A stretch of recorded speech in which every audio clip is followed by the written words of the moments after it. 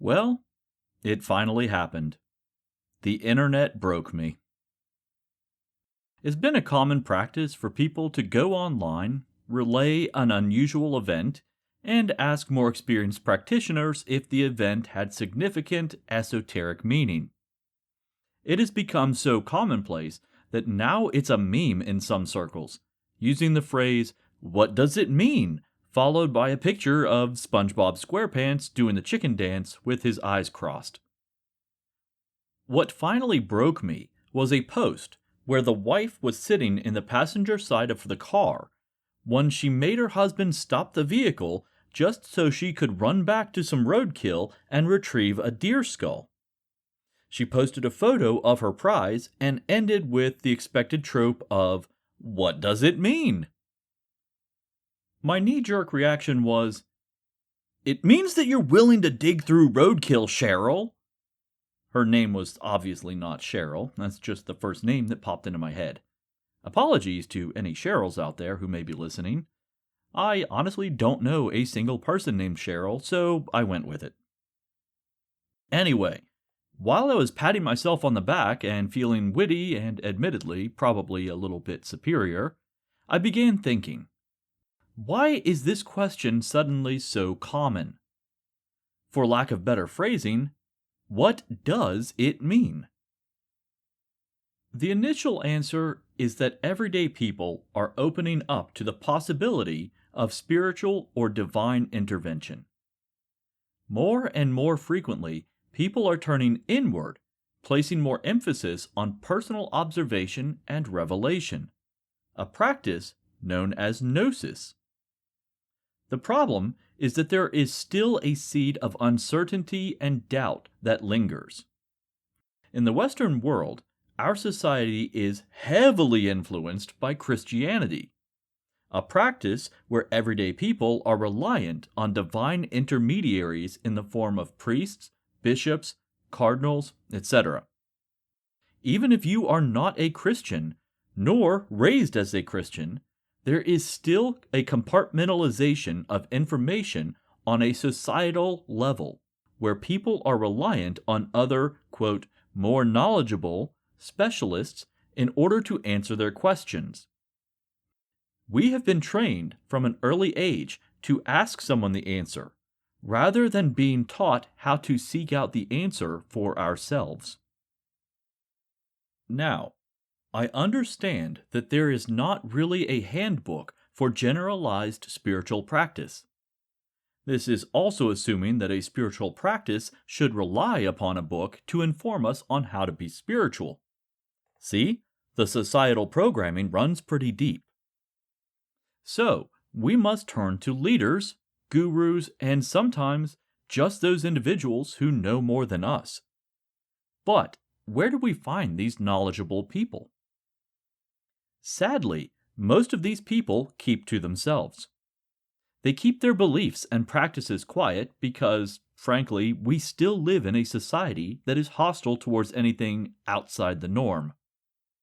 So many of us have not been able to find like-minded individuals locally. But we live in a magical age where we can instantly connect with people from around the globe. This technology, though, is truly the proverbial two-edged blade. On one hand, we have this ability to connect with and communicate with individuals under a veil of anonymity. We can share our gnosis and understanding in a way that was not available to our ancestors. To someone living just 100 years ago, this would seem miraculous. On the other hand, this ability to reach people who would otherwise be inaccessible gives a platform to charlatans, con artists, and snake oil salesmen. I'm going to guess that almost everybody listening to this broadcast has been solicited by someone on the internet saying that they can sense negative energy around you, or "I feel that your lineage is cursed." I know that I personally have been approached in this manner at least a half dozen times this year alone, and it's barely September. My point is that not everyone who claims to be an expert is one, although I'm certain they will still provide answers, for a price, of course. Now, before anyone gets all riled up, there is a legitimate business model in place for stuff like this, but I can guarantee that they will not approach you. You have to seek them out. There are plenty of paid online courses or professional diviners on the internet, and these individuals should absolutely be paid for their time and experience. The key, though, is that they won't tell you what to do, they will teach you how to figure out the answers for yourself. When you are seeking instruction, look to the people who act as guides, not those who act as monolithic authority figures. At this point, it seems like I'm pretty far away from the question of what does it mean? But I assure you, I'm getting to my point. Some of us see that question so frequently that we just don't have the spoons available to answer the question again and again. What's surprising is that the answer is really quite simple, but the explanation is not. The answer to the question of what does it mean is, what does it mean to you? Yes, it is generally considered bad form to answer a question with another question, but that is also part of our societal programming.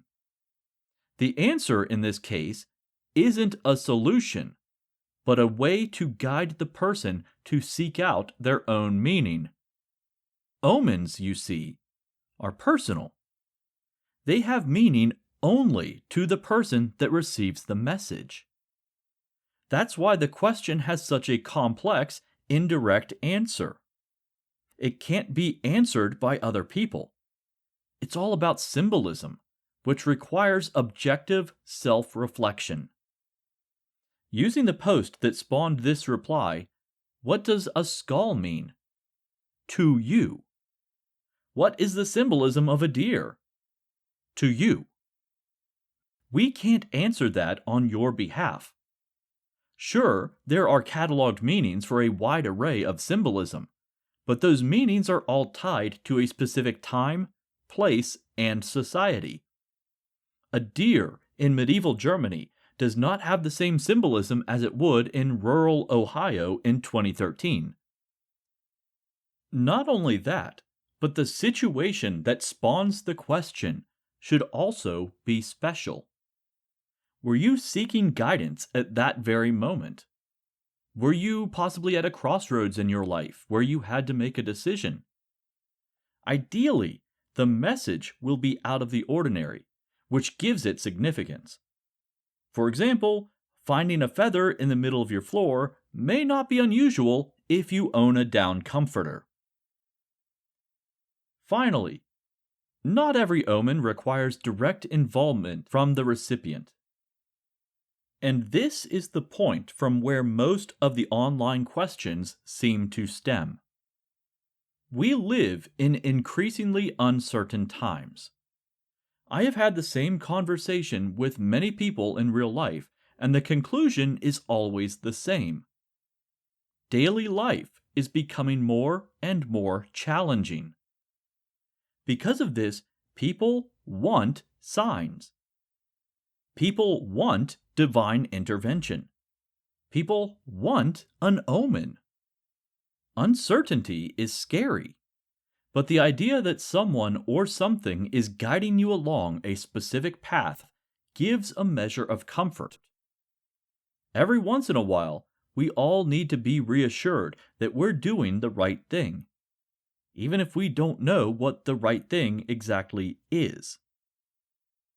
So when someone online asks, "What does it mean?" they are a reflection of larger societal issues. It's an appeal to an authority figure based on their own inexperience. It stems from a desire to not miss out on something important. And finally, it is a way for people to seek meaning in uncertain times. People want to believe. They just don't always know what to do with that belief.